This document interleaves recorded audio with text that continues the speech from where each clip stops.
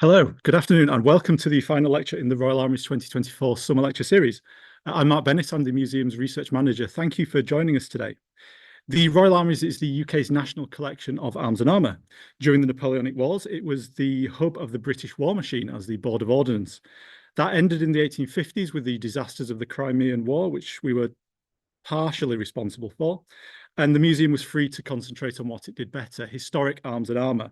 Today we operate from three sites. We operate from our historic home at the Tower of London, the main museum at Leeds, where today's talk comes from,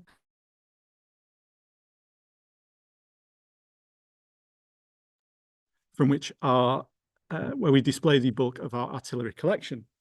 Sadly, today's lecture is the final one in this series, but there is a full programme of live interpretation and combat displays at our Leeds site, and events including an assault course at Fort Nelson down at Portsmouth. Likewise, we will restart our lecture series in October, more details of that to follow. On some technical matters for those online, after today's talk, we'll be taking questions from the Zoom Q&A function and the YouTube chat, and from people here in the audience. If you're submitting your questions online, then please send them in as soon as you like. You're not disturbing the speaker, and I can come to them when we finish. I can't guarantee to get through all of the questions that might be posed, but we will do our best to have a nice, representative, interesting spread. You can also add captions if you're hard of hearing online. There's a CC button at the bottom of the screen in both Zoom and YouTube. Unfortunately, the people who are here live are just going to have to put it with my Yorkshire accent and Severine's Canadian one, which is far more interesting to listen to. We also have the option to send feedback after the talk, so you can scan the QR code online by pausing the intro slides, or there is a link going in the Zoom chat, which will also percolate through to YouTube. If I just... Yes, there we go. And that is for everyone. There you go. Yes, if you can take a minute or so to let us know what you think, it will be very much appreciated. You'll notice as a result of that, we've upped the contrast between the intro slides and the text. Anything else, large or small, we would love to hear it if it will improve the session. So with those technical factors out of the way, let me introduce today's topic. The Napoleonic Wars saw an unprecedentedly large number of people sent overseas to bear arms. This sort of affected the relationship between those at the front and those left behind, who in some cases were left to commemorate and mourn a relative who was killed in warfare. To take us through some of the correspondence that these families left and the light it shed on their wartime experiences, I'm delighted to introduce Séverine of the University of York. So without any further ado, over to you, Séverine. Thank you very much, Mark. Can everyone hear me properly? Yeah, good. So yeah, thank you for the kind invitation to come and speak today, and also to the Royal Armouries for organizing the event. I really much enjoyed the other talks of the series. It's really a great pleasure to be here today, and a nice break from the writing of the thesis. First, I'd like to take you back to April 1831 in Gibraltar. So there's Lieutenant Colonel John Christopher Harrison, who's stationed with the regiment under his command, the Royal Welsh Fusiliers. Having some leisure time, he read the third volume of William Napier's History of the Peninsular War, which had recently come out. And this prompted Harrison to reminisce on his own experience as a young lieutenant in the peninsula at the height of the Napoleonic Wars. He especially appreciated the account of the Battle of Albuera on the 16 May 1811, since his regiment played a significant part in the outcome of the action. And then he penned a letter to his mother to share the reflections and feelings that Napier's book aroused in him. And so he wrote, "I thought myself young again, as it were but yesterday, on perusing these very accurate details of our movements." And in thinking of these long gone but glorious moments, Harrison then enjoined, "Come, mother, pluck up again, and think you had a share in it, and that you had by instilling your spirit in my veins." So in this last sentence, it's very interesting because Harrison really makes his mother an integral part of his military experience. Even though she was in Britain throughout the wars and never witnessed a battle, with this sentence, he considered that she could still have a share in the glory. So as Mark just mentioned, the Revolutionary and Napoleonic Wars, so from 1793-1815 in the case of Britain, saw an unprecedented number of British men joining the armed forces and sent overseas to fight. The new and immense scale of warfare required a manpower never seen before. So there's a lot of debate about how many men were actually in the army. So, but here are some numbers just to give you an idea of how much it grew during the war. So from a force of 40,000 men in 1792, it rose to 250,000 men in 1815. And if we look only at the officers, their number went from 3,100 to 10,600. And so the number of men on active service in the different theaters of war, because we often think, of mainland Europe, but there were also combats in the Mediterranean, Southern Africa, South America, the West Indies. If you include the War of 1812, also North America. So it's really everywhere. And this meant that numerous families, more than ever before, were separated. And this raises interesting questions about the experiences of these military families. So how did they nurture ties? How did they nurture tie and endure separation during the wars? And what part did they play in each other's wartime experience at a distance? And so this idea of separation and disparate experiences between soldiers in the midst of action and families at home is crucial in the examination of wartime relationship. And it's especially strong in the case of Britain, because there was no direct action on its shores. There were fear of invasion, but that never actually happened. So spared from it, Britons were reliant on representations of war provided in letters, dispatches, poetry, and literature. But still, they were well aware of the horrific consequences of war, especially the human cost. There were numerous anti-war writers at the time. One, Amelia Opie, if the name is familiar, was one of the most famous ones. But still, knowing about war and actually experiencing it are two very different things. And we therefore see in scholarship a very strong tendency to look at the wartime experiences of soldiers and civilians separately. So you will mostly have books looking at soldiers at the front and then the civilians in Britain, or if they're talked about in the same book, it's in different chapters. And my point is really not to deny the disparity of experiences. On the contrary, because there's no doubt that combatants went through and witnessed things deemed inconceivable and inaccessible for their relatives at home. And so I'm interested in exploring how, despite these differences, their experiences remained connected. And so to reevaluate this relationship between the front and home, to sort of challenge a bit an enduring representation of them as two distinct entities, to rather emphasize how they were in close dialogue with each other's, letters being the main bridge between the two. So in my thesis, I'm looking at the wartime experiences of British Army officers and their families, looking at the gendered experience of war, families' dynamics, and emotional responses to war.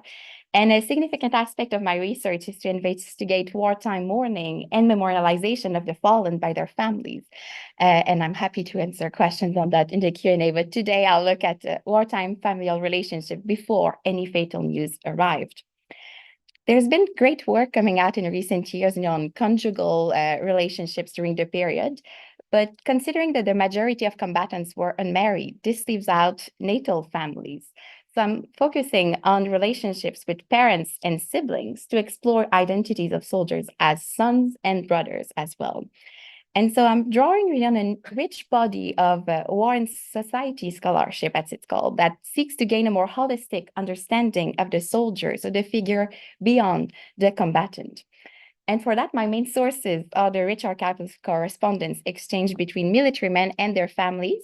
We can find them mainly at the National Army Museum in London. If you've never been, it's great. And everyone can just go into the research center, very friendly. And also in local archive centers all across the UK, because what happened is that these collections of letters were passed on from one generation to the other. And at one point, someone gave them to the archive center. So I've had fun, going around the UK. And there's one collection here, even at the Royal Armouries, the Dawson family. And I've decided here to focus on officers because they wrote most of the biggest bulk of the letters, and the collection of correspondence are much more substantial. There are some from the men of the rank and file, much more fragmental, so we can't do the same type of deep analysis of familial relationships. So it would require a different methodology. Letters from officers have been widely used as sources, and they provide precious information on the course of campaigns and battles, on the daily lives of officers, and how it varied depending on their regiments. They also inform us on the cultural references officers used to understand and describe the place they traveled to and the new experiences that they went through. However, the addressees of these letters have often been dismissed, and historian Sarah Pearsall suggested that in history, familial relationships are often assumed rather than interrogated. And from what I found from reading, this is indeed the case here. There are some published collections of letters from the era in which all things related to private and family matters have been edited out. And it's a clear sign that they were considered unimportant, the military experience for these editors. And it's frustrating, as you can imagine, when you start reading and it says, oh, it's been, cut not important. But also it contributes to my point that they've been overlooked, and for a long time, considered unimportant when really they are a central part of it. And so in using these letters, I'm really aiming to replace them as part of an intimate dialogue between front and home and as a space in which officers could express and negotiate their identities as military men and as sons and brothers. And one of the challenges of working with letters is that usually one side of the correspondence survives, the one written by officers. There's really a dearth of letters written by families because officers could not keep them. There's the fear that they could fall into the wrong hands or they can't just carry them, marching on campaign. So they had to destroy them. And so this requires, having to read between the lines in officer's letter to sort of pick up some pieces and try to reconstruct the experiences of the people they were writing to. So there's a lot to say, as you can imagine, so I had to make choices, and I decided on three themes to explore today. So first, we'll look at the significance of letters, because letters themselves are one of the main themes of the correspondence, and also what this reveals about the significance of familial relationship, familial networks in morale, and familial support. And then we'll look at how officers narrated to their families the unsettling and difficult experiences they went through. So a bit of a trigger warning there. We'll be talking about the violence of warfare. And finally, we'll have a look at how officers remained involved in family life at a distance using one case study, the Freer brothers. So first, letters. So the Revolutionary and Napoleonic Wars were the first wars with an actual wide-scale functioning postal system. The 18th century has often been depicted as the golden age of letters, a time during which Britain learned to write and communicate more than before. And in 1795, there's an act of parliament that granted concessionary postal rates to men on active service in the army and the Royal Navy. So if you wanted to send a letter in the 18th century, you were not the one paying, the recipient was. And this depended on how much distance was covered and how the weight of the letter. So single sheet were cheaper than a multiple sheet.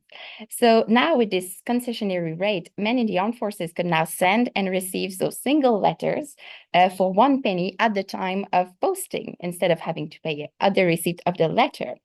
And so this act recognized the power of letters to boost morale among the troops and to keep the men from being too lonely or bored when in service. But it's also important to consider how separation could make relationship vulnerable and threaten the bond between relatives. And so letters became the main way for them to maintain the connection with their loved ones and to remain present in each other's lives. So letters really are the key link to their lives outside of the war. So one technical question before we go on. So how long before getting a letter? As you can imagine, this widely depends on where the officers were located, as well as on the weather. So the winds were known to be the worst postmasters. Letters could be lost or miscarried. Also, this is wartime. Ships are being captured, conveying letters. And so we see in letter strategies to keep the count. They're often numbered, or they will say, write the dates of the ones that they've received at the beginning. So I'm responding to this letter from this date, and sometimes they realize, oh no, I've missed one. What are you saying in it? And this causes some frustrations on both parts, when they don't answer questions. And so for those fighting in the West Indies, South America, Southern Africa, it's months for correspondence to make the round trip. Much shorter in mainland Europe. During the Flanders campaign of 1793-94, it took about 6 days for a letter to reach Britain, which is very good. There's one mother who goes on and on about how fascinated she is by the efficiency of the postal system at the time. And for officers in the peninsula, so we're talking 1808, 1814, it depended on where they were. So for those in Lisbon, where there were headquarters, it's usually a matter of a few weeks. So it's about 12, 14 days from Britain to Portugal. So then the other way around. But as they went inside, the peninsula, they're in much more remote rural areas, then it could take sometimes a few months for a letter to reach it. And when by the end of the Peninsular War, they're getting close, again to the French border, they're very happy because that means they have a new, much quicker connection now to Britain for letters. So the arrival of a packet of letters provoked strong emotional reactions. So Ensign John Vandeleur of the 12th Light Dragoons told his mother how important her letters were, assuring her they were, quote, "the greatest gifts that God Almighty can bestow on me. How I jump when I hear of a packet." In January 1814, so when in Spain, the young officer John Lucy Blackman of the Coldstream Guards was writing a letter to his parents when a packet arrived. And he wrote, how he hoped it would bring a letter from them. Then he stopped his writing to go and check the mail. And when he got back to his letter, he could barely contain his excitement of having news from him. And he writes, that he's now going to open it. What a volume with 3 exclamation marks. So the excitement is very clear from the letter. And there's this interesting sense of immediacy, he's chatting with his parents, narrating in the present. Lieutenant William Thornton Key valued his mother's letters so much that he carried them in his breast pocket. So he sewed them in his coat while he was in Spain, so they could be close to his heart at all times. The absence of letters, on the other hand, could be incredibly upsetting. So not receiving letters made officers fear that their parents had forgotten them or that they were somehow displeased with them. So while in the peninsula, after receiving a letter from his mother, so Major John Christopher Harrison, so the one from the beginning, in Gibraltar, so he confessed that he was beginning to think she had forgotten that part of your family residing in this country, and he was happy to find he was deceived in his apprehensions, and proud she still called him her beloved son. So letters really provided the assurance that they were still part of a family, that their self outside of the war still existed. The military duties kept officers busy, and long hours marching or combating meant that they could not write as often as they wished, and they feared that their families would impute their silence from negligence or forgetfulness. And so there's repeated, assurance that this is not the case. I did not forget you. I've just been walking in the mud for the past 2 weeks. So this is our common comments we find in letters. And if we look at the other end of the correspondence now, families in Britain were equally eager to receive news, as you can imagine. So in a letter to her son fighting with the Duke of York in Flanders, the mother of Captain William Lee of the 16 Light Dragoons, so we're like in 1793 then, so she expressed her satisfaction with him being so good a correspondent and assured him how comforting it was to both his father and her to have his letters so often. The 10-year-old sister of Lieutenant George Brown of the Royal Welsh Fusilier wrote to a family friend how they were anxiously waiting to hear from her brother after he left for Spain at the end of the year 1808, and how, in the meantime, they were frantically perusing every newspaper or publication that might give them information. One of the main functions of correspondence was to comfort family at home on the safety of their loved ones in active service. So the very nature of the military profession, the dangers and hardships of campaigning and fighting, really were in tension with officers' wishes to spare their parents and siblings from any anxiety and pain. And letters reveal a strong awareness on their part that their profession caused profound uneasiness. However, through letters, they could try to perform their role of affectionate son and brother and attempt to assuage the anxiety of their loved ones the best they could. After the siege of Toulon in 1793, Lieutenant Philip Hay of the 1st of Foot wrote to his mother, quote, "I am in the greatest distress imaginable, for fear you should see the public papers before you receive this letter. So true, I am wounded, but not at all dangerously, only through the thigh, and the bone is safe." So, we find a comfort where we can. So officers would reiterate their love and often send gifts and memorabilia to their relatives at home, like miniature portraits, locks of hair. It's always a surprise when you see a lock of hair that's 200-year-old when you open a letter in archives. So all of this were sent as tangible signs of affection. For example, while stationed at Gibraltar in 1800, Lieutenant James Brown wrote to his mother, "I wish I could send you a lock of my hair, but it is so short at present I cannot. However, I will let it grow, and I think I will be able to send you one in my next letter." So his hair grew enough, and he sent a lock of hair and then wrote to his mother to ensure she had well received it. There's also the case of the little sister of George Simmons of the 95th Rifles. So if you watched Sharp, so that's the regiment, the green jackets. And so his little sister Anne requested a miniature of him, but he doesn't want to at first because he's been campaigning in Spain for a few years now. He says he's all tanned, emaciated, looks like a skeleton. He says, "I'm too ugly. You don't want a miniature," but she persisted and he gave in and had it painted, for love for his little sister. And so when thinking of the dangers of active service, what comes to mind are the risks of being killed, wounded, or getting sick, because actually more men died from sickness during these wars than from action. But letters reveal another danger, so another concern of parents. So parents were very much worried that being in the army would morally corrupt their sons. The army had a reputation for drinking, womanizing, gambling. Some regiment also required officers to keep up with their lavish lifestyle. If you think of the Guards regiment, that's the case. And also when on campaign, every necessity was very, very dear, which means that the pay of officer often did not allow them to afford all expenses. And they had to ask their families for more money. Usually it was the father to receive these letters, and then they enjoined their sons, to be more economical. And in returns, letters to fathers are filled with explanations that they absolutely needed the money and they were being economical, but they have to keep up some expectations. So mothers were more concerned with the moral conduct of their sons and would instruct them so they would, keep up with familial expectations and behave respectably. So in 1805, when he reached his 21st birthday, Captain William Gum received a special letter from his aunt. So William Gum had fought in the Mediterranean at the end of the 18th century and would fight in Copenhagen and in the Peninsula. So he received a letter from his aunt because his mother was dead, and so his aunt had raised him. And in that letter, she warned him about the moral dangers of the army. So I have abstract here. Yes.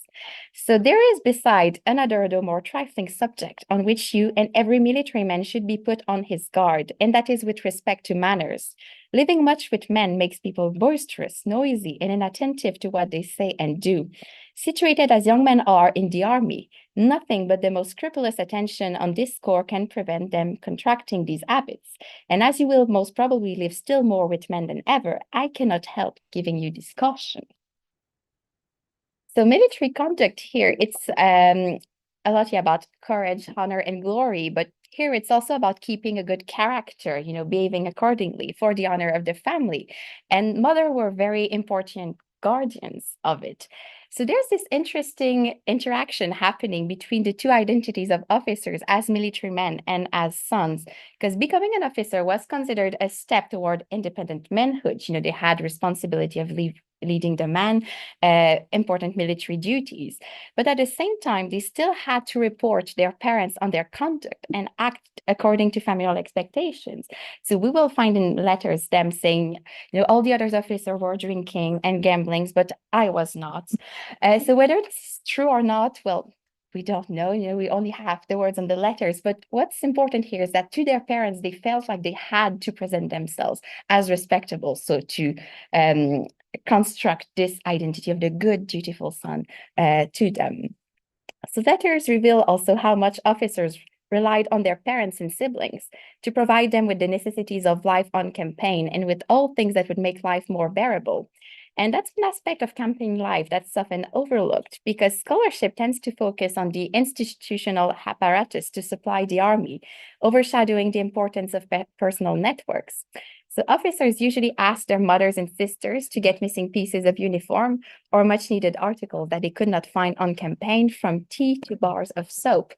So for example, Anne Gubbins took care of her brother's shirts, linen, and waistcoats when he was a captain in the 13th Dragoons serving in Spain. And this letter from Ensign John Bandler to his mother demonstrates well the reliance on his family. So wish you could continue to send me a few necessary articles. Want jacket and wings, a pair of gray overalls, a pair of short gaiters, flannel drawers and shirts, newspaper, a good but small English saddle, Windsor soap, a pair of spurs, a new cap, curb and bridle for a mule, and what other articles you may think requisite. So providing materially for officers could involve the whole family. And this highlights not only the vertical relationship between parents and sons, but also horizontal ones with siblings, and at times, diagonal also with aunts, uncles, and cousins, all of which form the providing network. We also find repeated queries for entertainments and comforts as life on campaign could be quite dull or low on the morale, especially in winter quarters, like in between campaign. And so they often asked for newspapers and books. For example, the mother of Captain Benjamin Ball of the 39th Regiment copied Walter Scott's poetry to send to her son while he was fighting in Spain, and then he would comment on it. So when The Lady of the Lake came out, she copied it and sent it to Spain. More than words at times also, it's the circumstances under which these letters were written that testify to the importance of maintaining ties with home and how much they were a significant part of the military experience in providing guidance, moral, and material support. So when he ran out of ink while in Spain, Lieutenant John Mills of the Coldstream Guards used a mix of gunpowder and wine to write to his mother. Captain John Cameron, fighting in Egypt in 1801, told his father that he was writing on his knees from a sand hole in the dark, with the sand drift destroying his eyes and papers. So he had to conclude. As such, really, letters as material objects, but also the handwritings are very intimate and tangible proof of the effort spared to maintain this connection. And at times, as you can imagine, handwriting can be quite hard to read due to aforementioned circumstances, but also the lack of stationery often made officers use cross-writing. So I don't know if you've ever seen that, but I have an example here. So it was a common practice at the time to save paper, so to save on the postage fee, a single sheet is cheaper. But on campaign, like getting hold of stationery, it's a real problem. So yeah, you write your letter as you would, and then you turn it 90 degrees and write on the other side. And it looks hard, but actually your brain does this weird thing of just focusing on one line at a time, and you get used to it after a while. But this is a very neat one. Others are a bit more puzzly. After a battle, letters were often written with haste to inform their family of their safety as quickly as possible. And these letters are quite easy to recognize because they're often much shorter and the handwriting changes slightly. Think of when you write, a note very quickly. And on that matter, one handwriting is especially poignant. Here, yes, so Lieutenant William Freer of the 43rd was badly wounded during the siege of Badajoz in 1812. And his right arm had to be amputated. Shortly after, he wrote to his parents using his left hand, but the handwriting completely changed, as you can see on the screen. So on the left, you have his former handwriting with the right hand, and this is the first letter that he wrote after his amputation. And I had a moment in the archive when I saw that. So I can't imagine how it must have been for the family receiving this. So this letter is really meant to assuage his parent anxiety, but it's also a tangible proof and a reminder for the family at home of the violence of warfare and its sad consequences. And this brings us yet to writing about violence and the hardships of warfare, which are a major theme in the correspondence between officers and their relatives at home. So writing home about the war could be difficult for officers as their families were removed from its immediate sensory experience. So how did officers write about it? There are different strategies being deployed. One is to adopt a detached and bird-eye view of letters. But also, instead of remaining silent or shutting out their families, they also could write about the inexpressibility of their experiences. So, for example, again, John Christopher Harrison wrote to his father after the siege of Copenhagen in 1807 about how it was, quote, impossible for my feeble pen to describe the horrid and distressing scene that presented itself to my view when I surveyed that part of the city where the operations of the bombardment had been chiefly directed. Officers could also seek to protect their loved ones by withholding information. As there was talk of besieging Badajoz in 1812, Major William Warrer of the 23rd Light Dragoons asked his father to avoid mentioning the probability of a general action to his mother and sisters. After the siege, he wrote to his father a description of the action and his part in it, but urged him not to show this letter to his mother and sisters, as it was unnecessary for them to know he had been exposed and that he had anything to do with the trenches or the batteries. We also find at times very vivid and graphic accounts of violence in letters sent home. After the siege of Ciudad Rodrigo in January 1812, Lieutenant Peter Le Mesurier of the 9th Regiment answered a letter from his mother, giving a detailed account of entering the city after the action. Sorry, it's quite long, but I didn't know what to cut, and I think it really shows how some of the graphic descriptions that families could get sometimes. So, as I would most probably get a lecture, did I not answer my dear mother's letter on the 19th ultimo? I have taken up my pen for that purpose, though the news I have to tell her will not be a description to agree with her kind feelings. But on entering the town, a dreadful scene presented itself. The town on fire in one or two places, which appears to have been accidental. From magazines blowing up, some unfortunate wretches were buried under the ruins, and a few of them taken up alive with their faces burned, arms and legs broken. I, with another officer, was ordered to patrol the streets. Immediately on our arrival, going round a corner, I was almost horror-struck at the scene that discovered itself. About 20 men laying dead, 5 or 6 wounded that had not been yet taken to the hospital, and a house on fire from a mine which had blown up. Such, my dear mother, are the scenes we have witnessed this last week. You may then judge how requisite it is to have the common feelings of nature blunted to bear these scenes. I must confess mine are so far blunted that I have borne them like a philosopher. So there's quite a lot that's being said in here. So first, that Le Mesurier wrote this letter as part of a filial duty to comfort his mother on his safety. And he presents himself as both an affectionate son and a sensible yet hardy soldier. And you can see that he's affected by what he's seen, but wants to put up a strong face. And the fact that he acknowledged that what he had to tell her would not agree with her kind feelings, but still wrote a detailed description of the things he saw, also speak to the therapeutical role of letters, a psychological need to share experiences, despite some conventions and taboos about violence. So some topics like warfare were considered very unladylike, so you were not supposed to address them, but he still does. So this reflects the sort of affective link that existed between the two of them. At other times, officers rooted their narration of war in common familial references, referring to common memories or contrasting their situation with a family or domestic setting. For example, in a letter written during the siege of Badajoz in March 1812 to his sister, so William Warrer, that I mentioned before, described his current situation in a comic way. I am amused with your complaining of the noise the parrot makes, which prevents your writing, when I am at this moment, and constantly since the siege began, serenaded by the roar of cannons and musketry of both sides. And he concluded, you must not quiz my spelling or writing, as please remember, I am writing in a tent on my bed, and that those varlets the French are making more noise than the parrot. It is really impertinent of them, but they do not know that I am writing to you. So what's interesting is that in this abstract, he presents himself far from the action. So he's protected, like they have not here, his sisters have nothing to fear. And he depicts the scene in a light tone. It's almost like a play where he's the main character writing, and the French are just dismissed as an inconvenience, preventing his writing. And this reflects well also the playful teasing dynamics of siblings' relationship, which in this case provided a framework to narrate an experience that can be quite difficult to describe otherwise. And this leads to the last theme I want to talk about today, which is how officers remained involved in family life at a distance.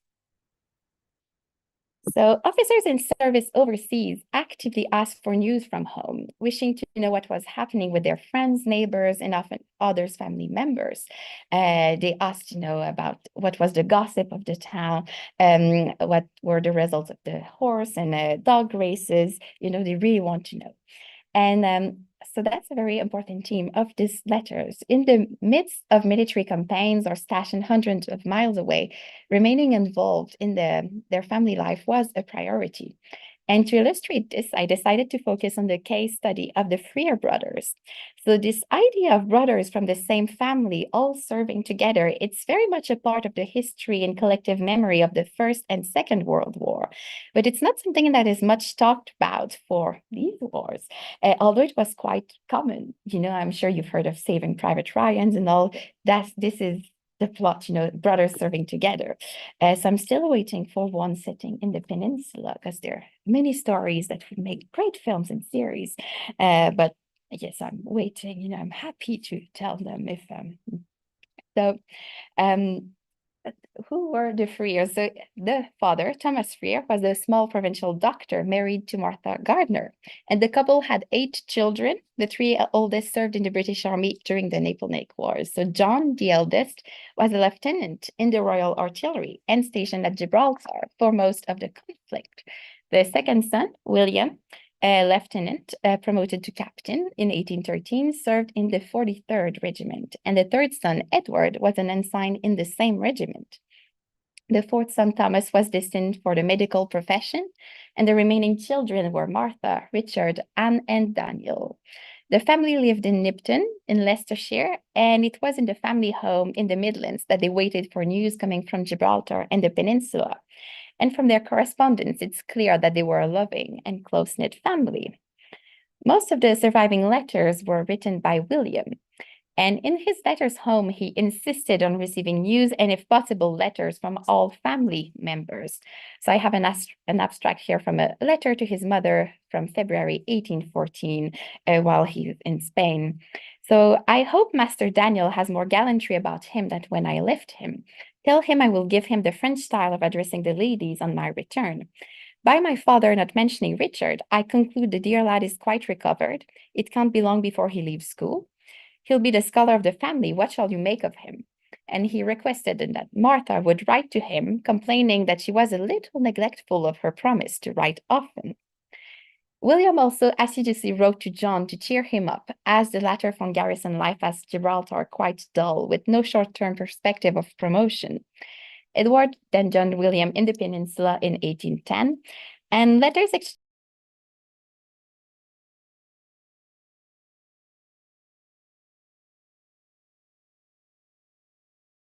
like the girls they fancied, or drunken nights out, or after being wounded during actions, they could talk about their pain more openly. And the brothers' relationships had both a vertical and a horizontal axis. As he was older than Edward, William looked after him in both a brotherly and paternal way during their service together. For example, William overlooked Edward's studies of Spanish, French, and English while they were campaigning together, and encouraged him, to write home more often.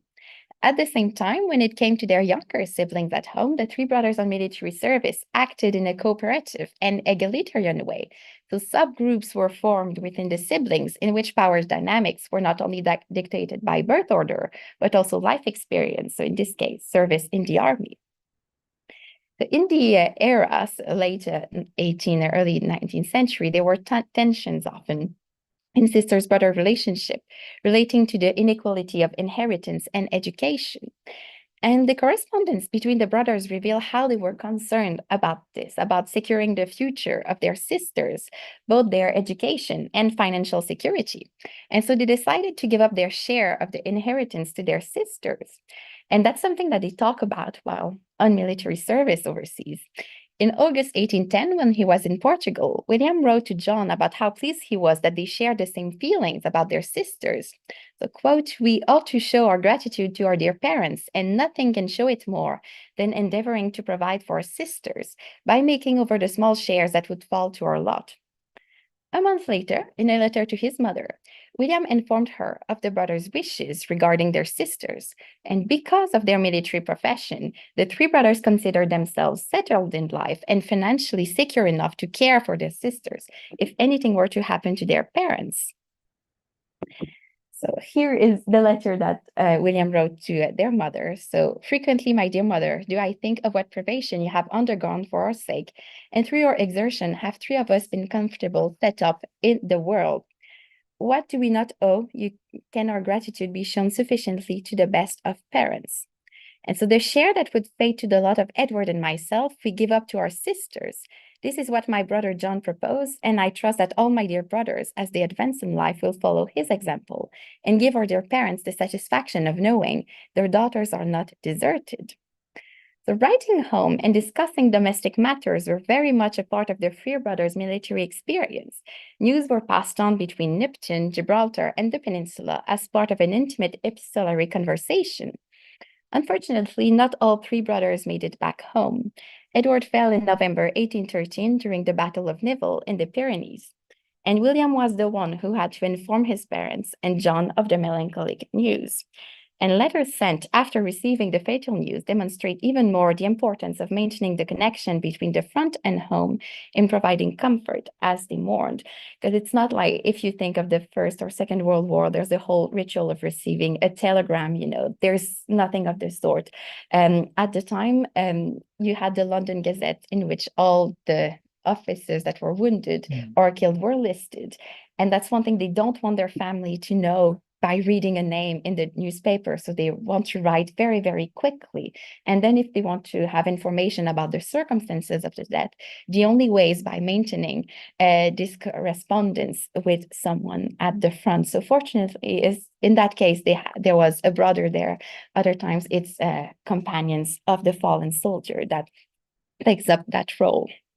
So I could talk about it for a while, do a completely other talk on mourning, so I will stop now. And this brings us to our conclusion that correspondence between British Army officers and their parents and siblings reflects well how home and front remain closely connected throughout the war, and how, despite differences from letters, war can emerge as a shared affective experience. As the years went by, officers' relationship with home would often change. It could now appear as a dull place after knowing, the wilderness of life on campaign and all the action of war. But home remained a place they looked forward to return. And these letters capture the strength of the ties that existed between family members who were apart, their unfailing affection for one another often appearing as one of the only certainties amidst the bleakness of war. And thank you.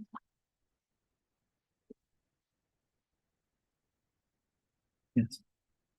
Thank you, Séverine. I mean, for a museum that concentrates on the machinery of war, it's nice sometimes to have the emotional side of it. In particular, I don't think I'll ever look at a Baker rifle in the same way again, knowing the officers were sending pictures of themselves back to their little sisters. So plenty of time for questions. If there's any in the audience, stick your hands up and let me know. I might take the chair's prerogative and just ask the first question, if that's okay. So we've mentioned self-censorship, both of drinking and of the horrors of battle. Was there any official censorship of letters at this time, or was it a case of anything that you wanted to write you could send to your relatives or back home? Thank you. Yes, that's a complicated one because there wasn't anything official like in the First World War where you have, officers that will actually read the letters and do some censorship. So there's nothing of the sort, but they are asked, to be very, very careful because the letters were known to be a great source of information. So actually, Napoleon knew a lot of the British plans from letters. So the British Army had to issue order, asking this. So this is something that they will say, I'm telling you this, but do not, tell it, because letters, they're interesting because they're private, but at the same time, they're circulated amongst friends and families. So they will say, that letter is not to be shown. And also there's this sort of self-censorship, not so much an official one other than the orders of do not write too much. And the other thing I was curious about, Major seems a fairly senior rank to be still writing to your parents so often, but is that a reflection of different family patterns in the earlier period versus now?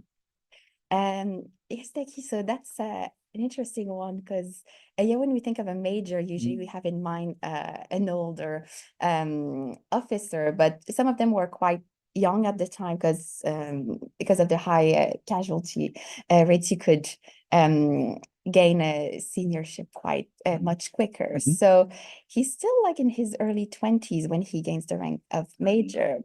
And because he's still unmarried, well, his mother is his biggest like emotional link. But so that's one thing I've been concerned about. There's many books, written about the romances during the war, because that's something that sells and that's interesting. But you neglect this whole other set of letters while doing that. And that's what I find interesting, because as a major, you have very big responsibility in the army, and yet you're still like your mother's little boy. So the comparison of these two identities are interesting to put in perspective. Yes.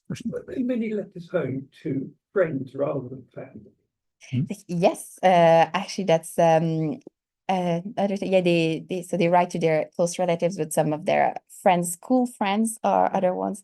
If they made friends while in service in the army and they had permission to go home, leave of service for a while, they would write to them. So that would be another research project, actually looking at letters to friends, because you're absolutely right. There's a whole other networks going on there. I just wondered if those sort of letters would be more candid and less reassuring.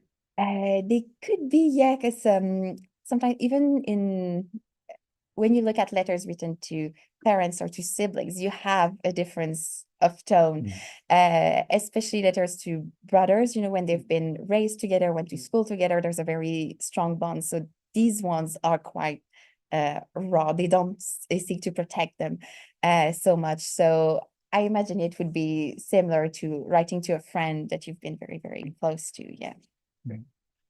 Just on the kind of archival point of view, did you have to so obviously the person who receives the letter is the person who keeps it.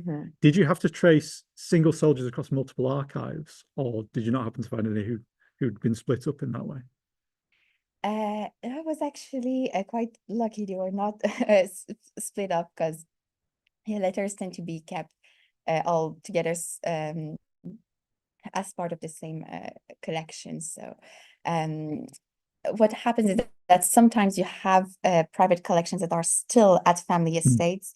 They've given only part of it to public archive centers, so then they can be separate. But no, I didn't have to trace one letter there, the other one there. I know some do, and I admire that very much for doing so. One more live question, and I've got one online, if that's okay. No. Piggyback on the other two questions that I was going to ask. So I think I heard you mention at the start that they're very rare, but you have seen letters from enlisted men. I just wondered, just because of the base levels of education that we know at the time, were the letters also, were they more candid? Was there more risk with? And I know by that time, just for the logistics, major engagements would have been and gone, but was there any sort of risk there with enlisted men being a little more loose with their tone? So just for the benefit, so as a follow-up, were enlisted men's letters more candid about perhaps information they weren't supposed to be passing around?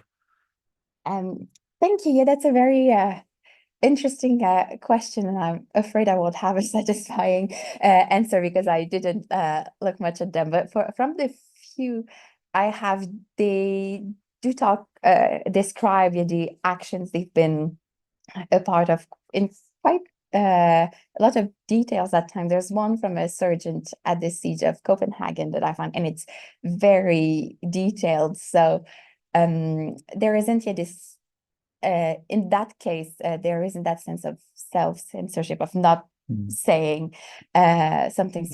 That one is quite candid, but if it's just him or like a tendency, I can't answer about that, sorry.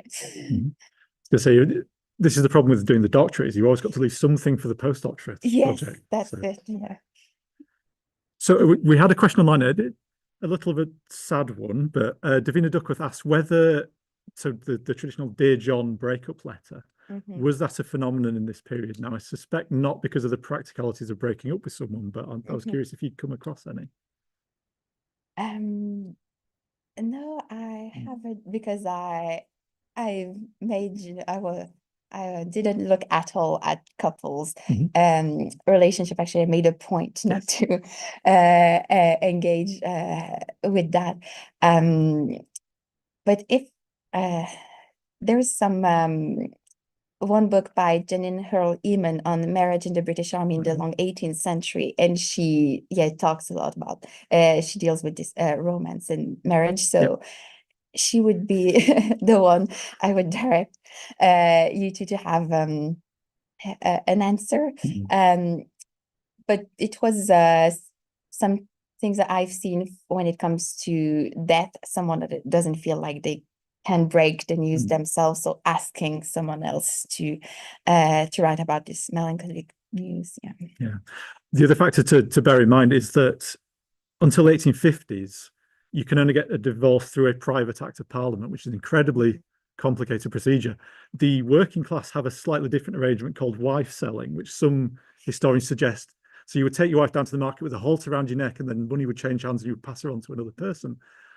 Generally, what historians have suggested is that this is basically a divorce by other means, and you're handing over to another person who will look after her, and you're not actually selling it. So possibly maybe engagements, but I think you open yourself to breach of promise suits at that point. So basically, it's a lot easier in the modern era to dump someone via communication than it was back then, which I think is the factor. So we do have a little bit more time for questions, maybe another couple. I was curious, just from a practical point of view, how much leave can an officer expect on campaign? How often do they actually get back to see these people, and how does that relate to how important letters are? Yeah, that's a very interesting question, because it depends so much. Like, if there's a campaign going on, it's very, very hard to get any leave. If they can get one, it's usually a couple of months, 2 or 3. If they have been wounded, like when William Freer had his arm amputated, he went home for 3 months to get better, and then went back, but usually not much longer than that. And most of the correspondents I'm dealing with, actually, they don't go home at all, so they leave and they're away for 4, 5, sometimes 7 years. And that's one of the biggest difference with the Navy, that are often on shore. They often go back to Britain much more than officers in the peninsula. There's another, so in the general officer context, most people have heard of Robert Crawford, who was in charge of the Light Division. He's desperate to go home because he wants to see his wife, but Wellington says, you are such a junior general that if you go home, I cannot guarantee you that you're going to come out and command this division again. I can't afford to lose you. There's also this sense of they're thinking a lot about their promotions. If you leave, you might miss an opportunity as well, and that's one thing that can shock their families sometimes, because one way to get a promotion back ended, you could buy a commission, but most of them don't have the money for it.